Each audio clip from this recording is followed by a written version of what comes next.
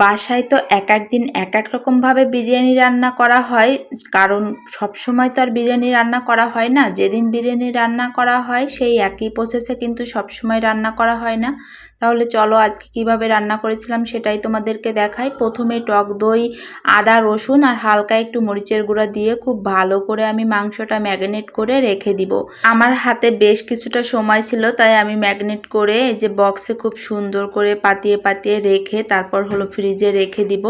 আর তোমরা চাইলে, তোমাদের যদি হাতে সময় না থাকে, তোমরা সরাসরি ম্যারিনেট করে এই যে কড়াইতে দিয়ে দিতে পারো। আমি এই যে ফ্রিজ থেকে বের করে এখন রান্নার প্রসেসে চলে আসছি। কড়াইতে তেল দিয়ে দিয়েছি আর তাতে সামান্য গরম মশলা, তেজপাতা আর জিরে দিয়ে এখন মাংসগুলো আমি এক এক করে বিছিয়ে দিচ্ছি। এই পর্যায়ে কিন্তু আমার গ্যাসের চুলোটা পুরোপুরি বন্ধ আছে, এখনও আমি চালু করিনি। উপর থেকে সামান্য একটু ঘি দিয়ে দিয়েছি আর ঘি দিয়ে এখন সব কিছু মিশিয়ে নিচ্ছি। আর এখন আমি গ্যাসটা জ্বালিয়ে দিয়েছি। কিছু সময় পরে এরকম দেখতে পারবে যে জাল উঠে যাবে, তখন ঢেকে ঢেকে মাংসটা হলো রান্না করে নিতে হবে। মোটামুটি অনেকক্ষণ রান্নার পরে এখন আমি কিছুটা কাঁচামরিচ অ্যাড করে দিচ্ছি, সাথে গুঁড়া দুধ আর দিয়ে দিচ্ছি কয়েক রকমের বাদাম আর বিরিয়ানি মশলা। বাদামের ভিতরে ছিল কাজু বাদাম আর কাঠবাদাম আর চীনা বাদাম। আমার ঘরে 3 রকমের বাদাম ছিল, তাই আমি 3টা দিয়েছি। তোমাদের ঘরে যেরকম বাদাম থাকবে সেমনই দিতে পারবে, কোনো সমস্যা হবে না। শুধু চীনা বাদাম দিয়েও এটা করা যাবে। এখন আমি বাটিতে কিছুটা দুধ নিয়েছি, সাথে কিছুটা গুঁড়া দুধ নিয়েছি আর সামান্য একটু হলুদ, আর সাথে দিয়ে দিচ্ছি বেশ কিছুটা পরিমাণ ঘি। এটা আমি খুব ভালো করে একটু মিক্সড করে নিব।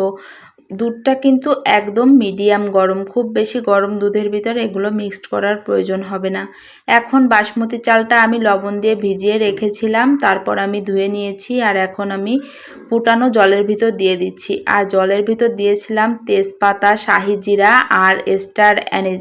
আসলে প্রতিটা ক্লিপ সেইভাবে নেওয়া হয়নি, টুকটাক করে দেখানোর চেষ্টা করেছি। আর বিরিয়ানি রান্না করতে তো তোমরা সবাই মোটামুটি পারো।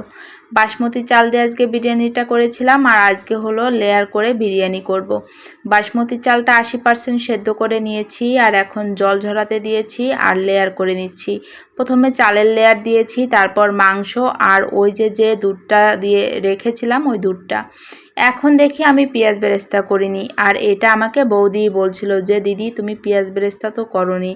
আমি তো পুরো ভুলেই গেছিলাম। তারপর ওটা রেখে আগে পেঁয়াজ বেরেস্তা করে নিয়েছি, তারপর পেঁয়াজ বেরেস্তা উপরে দিয়ে গুঁড়ো দুধ, বিরিয়ানি মশলা আর তারপর আবার ভাত, এভাবে লেয়ার করে পুরো বিরিয়ানির রাইস কুকারটা আমি সাজিয়ে নিয়েছি। আর আমি এই দমে সবসময় রাইস কুকারেই দিয়ে থাকি। আমার কাছে রাইস কুকারে রান্না করতে বেশি সুবিধা হয়। আজকে যেহেতু বাসমতি চাল দিয়ে করতেছিলাম সেহেতু লেয়ার করেই করেছিলাম, আর একটা রাইস কুকারের বাটিতে আমার পুরো বিরিয়ানিটা ধরে নাই। আর যাই হোক, দম শেষ। এখন হলো এই যে আমি ফ্রাই প্যান থেকে বিরিয়ানিটা বেড়ে নিচ্ছিলাম আর দেখাচ্ছিলাম কতটা ঝুরঝুরা হয়েছে। সবাইকে অলরেডি খেতে দিয়ে দিয়েছি আর এখন আমার প্লেটটা গুছিয়ে নিচ্ছিলাম।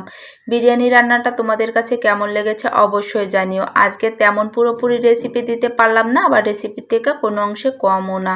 টাটা।